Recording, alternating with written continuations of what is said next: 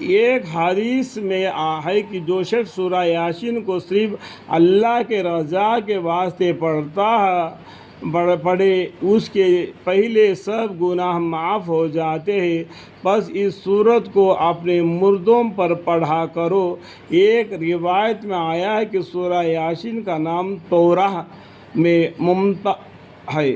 ممتع ہے، اپنے پڑھنے والے کے لیے دنیا اور آخرت کے بھلائیوں پر مشتمل ہے اور اسے دنیا اور آخرت کی مصیبتوں کو دور کرتی ہے اور آخرت کی ہول کو دور کرتی ہے۔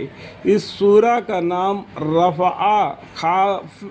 خافض بھی ہے، یعنی مومنوں کے لیے رتبے بلند کرنے والی اور کافروں کو پست کرنے والی۔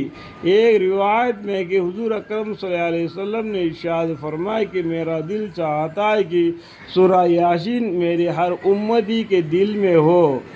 ایک روایت میں ہے کہ جس نے سورہ یاسین کو ہر رات پڑھا پھر مر گیا تو شہید مرا، الحمدللہ۔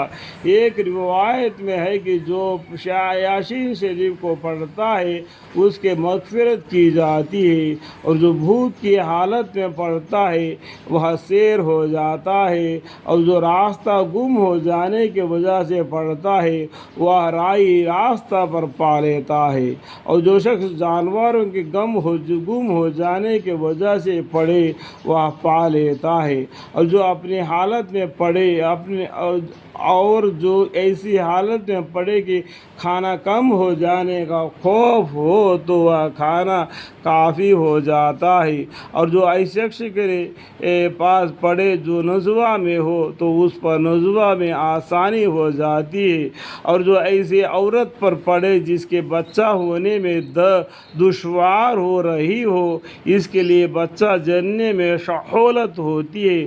مکری کہتے ہیں کہ جب بادشاہ یا دشمن کا خوف ہو اور اس کے لیے سورہ یاسین پڑھے تو وہ خوف بجاتا رہتا ہے۔